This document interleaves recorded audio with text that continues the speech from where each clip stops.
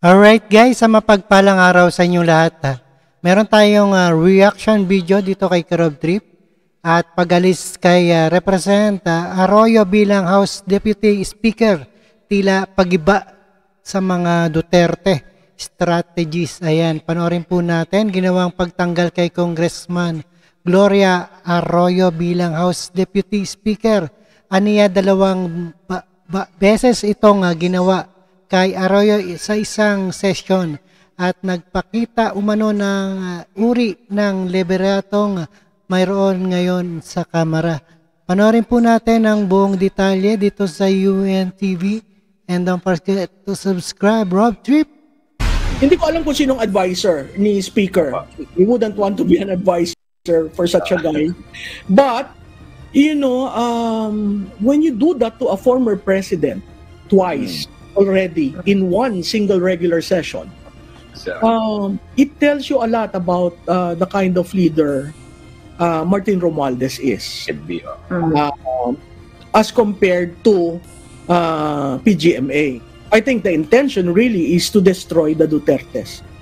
Wala sa balak ni dating Pangulo at ngayon Pampanga 2nd District Representative Gloria Arroyo ang agawin ng liderato ng mababang kapulungan ng Kongreso.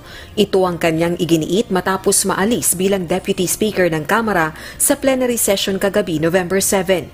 Binigyang diin ni Congresswoman Arroyo, wala siyang ginawang anumang hakbang o suporta upang matanggal sa posisyon si Speaker Martin Romualdez.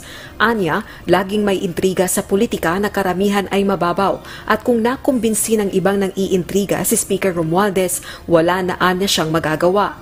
Gayunman bilang ordinaryong kongresista, mananatilian niya siyang tapat sa kanyang pangako kay Pangulong Ferdinand Marcos Jr. na suportahan ang piniling maging House Speaker.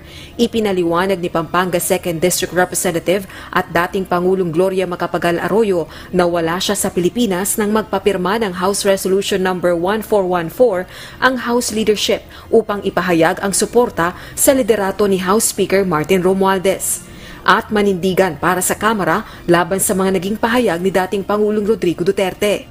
Ang isa pang kaalyado ng mga Duterte na si Davao City 3rd District Representative Isidro Ungab tinanggal din sa pagiging Deputy Speaker.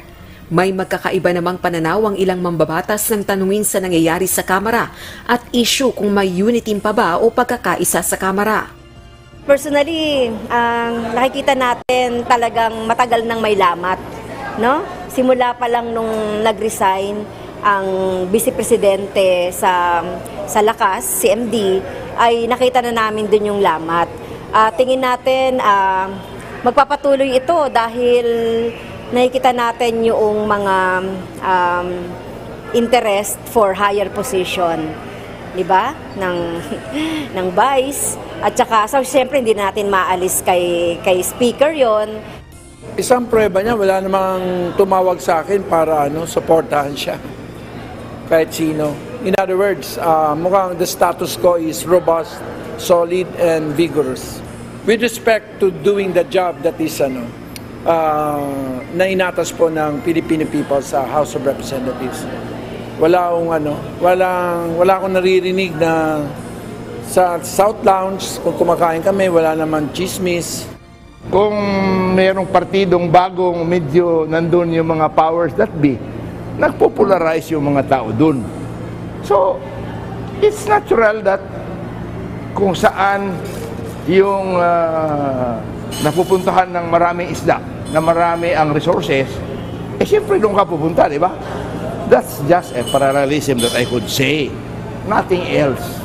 Naniniwala naman ang political strategies na si Maluti Kia na paggiba sa kampo ng mga Duterte ang ginawang hakbang ng Kamara laban sa dating presidenteng si Arroyo.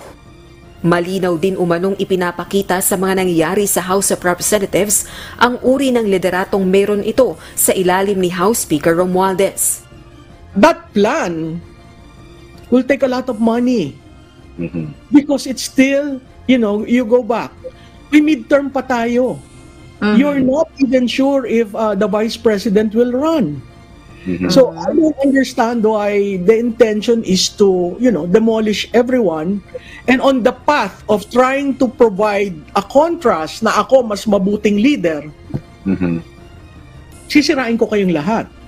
Rosalie Coz, UNTV News. Alright, napakinggan po natin itong pag-alis kay Representative Arroyo bilang House Deputy Speaker. Ito na ba ang pagwatak-watak ng unit team? At panoorin po natin at maraming salamat and peace out.